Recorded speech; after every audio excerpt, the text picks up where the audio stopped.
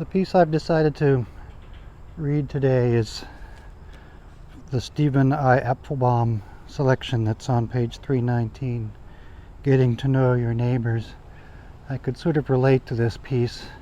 I don't have a big farm where I'm growing prairie like he does, but got a few patches in my yard, and people who try to grow little prairie patches instead of lawn in Lincoln sometimes run into the same sort of opposition from the neighbors that he does in here. One of the other people in our book here, Ben Vogt, who I know, he used to be a PhD student in our department actually.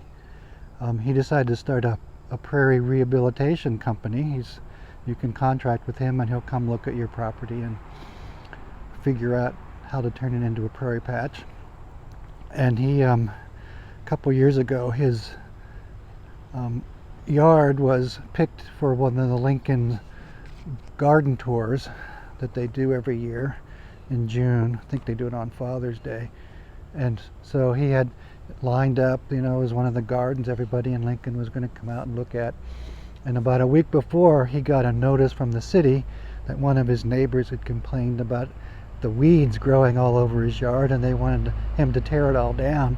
And it's just such a stark contrast between the people who really value the reprairieing efforts that people are making versus a lot of folks who just want to see clean-cut lawns and minimal vegetation, which is still sort of the dominant ethic. But there is change happening.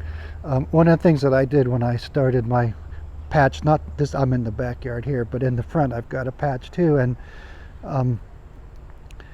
was I put a little white picket fence around it.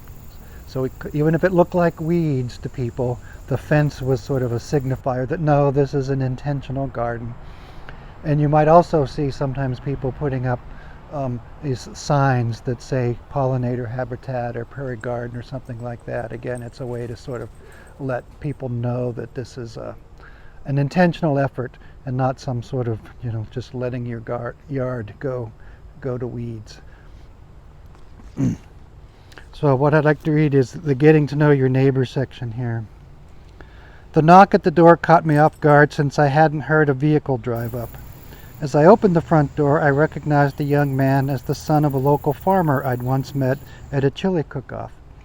This farmer and his sons worked a pretty tired farm a few miles away that had been in one family longer than most of the other local farms. His son was medium build with a strong brow and burly forearms. I tried to invite him in, but he declined politely and stood on the porch. He said he wanted to speak to me about my fields. That sure is a weedy mess, he said, looking out over the field. It didn't bother me that he was so direct. I enjoyed these kinds of encounters. They gave me the opportunity to explain my work. So I tried to engage him as I had done with many other visitors and neighbors those first couple years after planting the prairie, and would continue to do with many more. Yes, it's a mess, I agreed, but it's been planted this way on purpose. Those aren't weeds, actually. They're young wildflowers and other seedling prairie plants. He looked at me with an uncomprehending smile. For the next year or two, it will look like that. Random. That's what it's supposed to look like. It's just getting started. He kept grinning. He looked back over the field nervously and then smiled from ear to ear, as if he'd just remembered a punchline.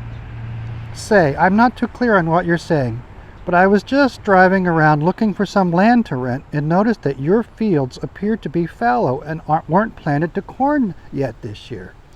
If that's so, would you rent that land to me for planting corn? He asked, punctuating corn with a broad, friendly grin.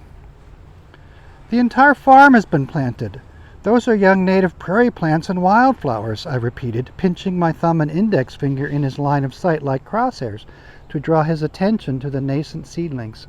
See how they're coming up under those agricultural weeds? So you'll just let the weeds grow instead of planting corn? He asked this slowly, as if perhaps I was the one who didn't understand the situation.